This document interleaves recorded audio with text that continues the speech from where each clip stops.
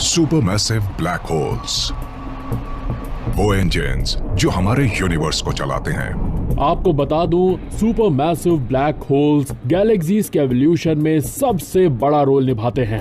Super massive black holes नहीं होंगे तो न मिल्की वे गैलेक्सी होगी, न ही सन, न अर्थ, न आप। वो यूनिवर्स में लगभग हर गैलेक्सी का सेंट्रल ड्राइविंग फोर्स है। वो हमारे यूनिवर्स का सबसे भयानक और अजीब पहलू था और उन्हें देखकर मुझे बहुत हैरानी होती है। अब एक नई मिस्ट्री सामने आई है जो सुपरमैसिव ब्लैक होल से जुड़ी है। हमें ये तो पता है कि अर्ली यूनिवर्स में सुपर मैसिव ब्लैक होल्स थे, लेकिन ये नहीं पता कि वो इतने कम समय में इतने बड़े कैसे हो गए। हमें उनके फॉर्मेशन की कुछ जानकारी है, पर क्या हम उनके तेजी से बढ़ने की मिस्ट्री को सुलझा पाएंगे?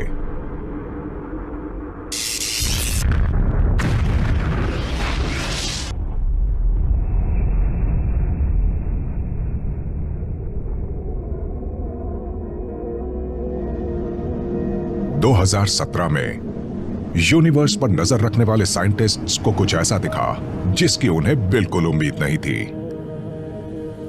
एक विशाल सुपरमैसिव ब्लैक होल जो यूनिवर्स के शुरुआती दौर का था। वो बिग बैंग के करीब 69 करोड़ साल बाद बना था। उस वक्त यूनिवर्स की आज की एज के मुकाबले 5 या 6% रही होगी। प्राचीन यूनिवर्स में एक सुपर मैसिव ब्लैक होल का होना बच्चों के फुटबॉल मैच में किसी प्रोफेशनल प्लेयर के होने जैसा है। इतने बड़े ब्लैक होल को वहां पर होना ही नहीं चाहिए था। सुपरमैसिव ब्लैक होल सिर्फ वक्त से पहले ही नहीं बना था, बल्कि वो बहुत बड़ा था। उसका मैस हमारे सन का 80 करोड़ गुना था। बस कुछ ही करोड़ सालों में यूनिवर्स में करीब 1 अरब सन्स मटेरियल कोलैप्स होकर एक जायंट ब्लैक होल बन गया और हम समझ नहीं पा रहे हैं कि ऐसा कैसे हो सकता है। ब्लैक होल्स को हमारे सन के मैस यानी सोलर मैसेस में मेजर किया जाता है। रेगुलर या stellar black holes 100 solar masses तक के होते हैं।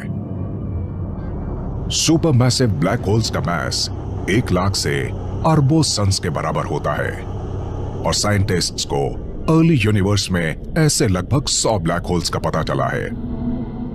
हम ये देखकर हैरान थे कि बिग बैंग के बाद उनमें से एक भी कैसे मौजूद था।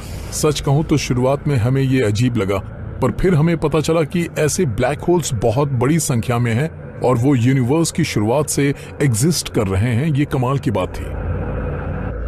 ऐसा माना जा रहा है कि सुपरमैसिव ब्लैक होल्स से यूनिवर्स के एवोल्यूशन और उसकी डेस्टिनी को जानने में मदद मिलेगी। एस्ट्रोनॉमर्स उन्हें समझने की कोशिश कर रहे हैं। सुपरमैसिव ब्लैक होल के ओरिजिन और यूनिवर्स में इतनी जल्दी बन जाने के बारे में समझना एक ऐसी कामयाबी होगी जो एस्ट्रोनॉमी और एस्ट्रोफिजिक्स को हमेशा के लिए बदल कर रख देगी। इतने कम समय में इतनी बड़ी चीज आखिर कैसे बन सकती है? ये एक बड़ा सवाल है। इसका जवाब पाने के लिए हमें छोटे लेवल से शुरुआत करनी होगी, ये समझकर कि रेगुलर स्टेलर ब्लैक होल्स कैसे बनते हैं। ब्लैक होल्स स्टार्स के कोलैप्स होने से बनते हैं। ये सबको पता है। अगर एक बड़ा स्टार हो और वो कोलैप्स कर रहा हो तो वो एक ब्लैक होल बनाएगा। एक बहुत बड़े स्टार की मौत एक सुपरनोवा एक्सप्लोजन में होती है और अगर उसमें पर्याप्त मास है तो जो बचता है वो कोलैप्स होकर ब्लैक होल बन जाता है। स्टार जितना बड़ा था उतना ही बड़ा उससे बनने वाला ब्लैक होल होगा। क्या अर्ली यूनिवर्स के स्टार्स इतने बड़े थे कि कोलैप्स होकर सुपरमैसिव ब्लैक होल्स बना पाए? अब जानते हैं अर्ली यूनिवर्स आज के यूनिवर्स से बहुत अलग हुआ करता था। वो पूरी तरह हाइड्रोजन और हीलियम गैस से भरा हुआ था। गैस बड़े बादलों में बदल गई जो अपनी ग्रेविटी से कोलैप्स होने लगे। न्यूक्लियर फ्यूजन ने उनके डेंस कोर्स को इग्नाइट किया और पहले स्टार्स का जन्म हुआ। अब हमें लगता है कि शुरुआती गैस के क्लाउड्स आज के यूनिवर्स के क्लाउड्स के मुकाबले बहुत ज्यादा बड़े स्टार्स बनाते थे। हो सकता है कि उस वक्त बहुत बड़े जायंट स्टार्स थे और हम उन्हें पॉपुलेशन 3 स्टार्स कहते हैं और वो वाकई में बहुत बड़े थे। पॉपुलेशन 3 स्टार्स सबसे पुरानी कैटेगरी के स्टार्स हैं। डायनासोर्स की तरह कभी वो बड़ी यूनिवर्स पर राज किया करते थे, पर अब वो एक्सटिंक्ट हो चुके हैं। वो बहुत अजीब स्टार्स थे। वो अल्ट्रा वायलेट थे, ब्राइट थे और आज के स्टार्स से बहुत अलग थे। पर क्योंकि वो इतने बड़े और ब्राइट थे, इसलिए उनकी मौत भी जल्दी हो जाती थी। शुरुआती स्टार्स जल्दी बनते और खत्म हो जाते थे। वो सुपरनोवाज में एक्सप्लोड होते और अपने पीछे ब्लैक होल्स छोड़ जाते। पर क्या वो सुपरमैसिव ब्लैक होल्स थे? जब एक स्टार एक्सप्लोड होता है एक सुपरनोवा में, तब उसका ज्यादातर मास इजेक्ट हो जाता है। वो दूर चला जाता है, सिर्फ एक न्यूट्रॉन स्टार या एक ब्लैक होल पीछे रह जाता है, पर उसमें ज्यादा मास नहीं होता था क्योंकि वो सब एक्सप्लोजन में दूर जा चुका था।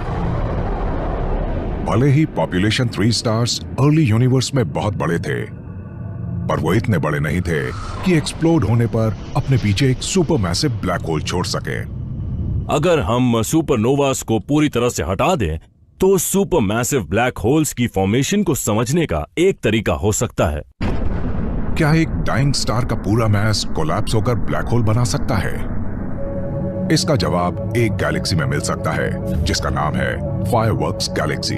फायरवर्क्स गैलेक्सी का एक अजीब सा नाम है क्योंकि इसमें कई सुपरनोवा एक्सप्लोजन्स होते हैं जो फायरवर्क्स जैसे लगते हैं, जो अपने आप में एक देखने लायक नजारा होता है। हाल ही में एस्ट्रोनॉमर्स फायरवर्क्स गैलेक्सी के एक बहुत ब्राइट स्टार पर नजर रख रहे थे। ये स्टार बिल्कुल वैसा ही है जो एक्सप्लोड होकर सुपरनोवा बनाता है। एस्ट्रोनॉमर्स को लगा था कि वो एक्सप्लोड होगा, पर उसने बहुत अजीब हरकत की। एस्ट्रोनॉमी बहुत कमाल की है क्योंकि इसमें आपकी आंखों के सामने वो होता है जिसे आप समझा नहीं सकते। हमने एक पूरे स्टार को जस्ट गायब होते देखा है। 2007 में वो स्टार कुछ ऐसा दिखता था। 2015 तक वो पूरी तरह गायब हो चुका था। सुपरनोवा एक्सप्लोजन की ना तो कोई फ्लेयर थी ना डेब्री। तो आखिर हुआ क्या था? ये पता चला कि हर मैसिव स्टार एक नॉर्मल सुपरनोवा में एक्सप्लोड नहीं होता है। इसे हम फेल्ड सुपरनोवा भी कह सकते हैं। एक सुपरनोवा तब फेल होता है जब कोलैप्सिंग स्टार के अंदर बनने वाली शॉक वेव उससे बाहर ना निकल पाए। कुछ केसेस में जब स्टार बहुत मैसिव होता है तब शॉक वेव्स के पास स्टार से बाहर निकलने का कोई मौका नहीं होता। जब तक कोलैप्स होकर एक ब्लैक होल नहीं बन जाता तब तक उसे एक फेल्ड सुपरनोवा कहा जाता है। फायरवर्क्स गैलेक्सी स्टार इतना मैसिव होगा कि उसने अपने ही एक्सप्लोजन को रोक दिया और फिर कोलैप्स होकर एक ब्लैक होल बन गया।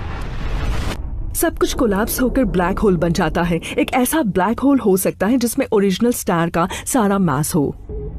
अर्ली यूनिवर्स में क्या विशाल पॉपुलेशन 3 स्टार्स की मौत फेल्ड सुपरनोवास की तरह हुई और वो अपने पीछे सुपरमैसिव ब्लैक होल्स छोड़ गए? मुझे नहीं लगता कि वो population 3 stars supermassive black hole बन पाने के काबिल थे। मेरे अंदाजे से उनमें उतना मास नहीं रहा होगा। सबसे मैसिव स्टार्स हमारे सन से बस 200 गुना ज्यादा मैसिव होते हैं, जबकि एक सुपर मैसिव ब्लैक होल हमारे सन के मास से लाखों या अरबों गुना भारी होता है। Early supermassive black holes collapsing stars से नहीं बने होंगे। जायंट स्टार्स तक इतने मैसिव नहीं होते। तो क्या सुपरमैसिव बनने का कोई और तरीका है? क्या stellar black holes cosmic body builders थे जो बल्किंग कर रहे थे? हमने इस आइडिया को खारिज कर दिया है कि वो लार्ज स्टार्स से बने होंगे। शायद वो बहुत छोटे स्टेलर मैस ब्लैक होल्स होंगे और बाद में वो कंज्यूम करके सुपरमैसिव बन गए। ब्लैक होल्स खाने में नखरा नहीं करते, वो कुछ भी निकल जाते हैं। अब चाहे उनके सामने कुछ भी आए, अब वो चाहे गैस हो, प्लैनेट्स हो, स्टार्स हो, कोई फर्क नहीं पड़ता। वो जो कंज्यूम करते हैं उससे उनका मास और बढ़ता जाता है। एक स्टेलर मैस ब्लैक होल का पता चला है जो हमारी मिल्की वे गैलेक्सी में कंज्यूम कर रहा है। यह हमारे सन से 15 गुना भारी है। सिग्नस X1 धीरे धीरे उस मटेरियल को निकल रहा है जो उसके इर्द गिर्द मौजूद है। ब्लैक होल्स की फीडिंग अक्रीशन डिस्क्स के जरिए होती है। वो बिल्कुल सैटर्न रिंग्स की तरह होती हैं। ब्लैक होल के अराउंड मटेरियल की एक थिक या थिन डिस्क होती है जो उसे फीड करती है।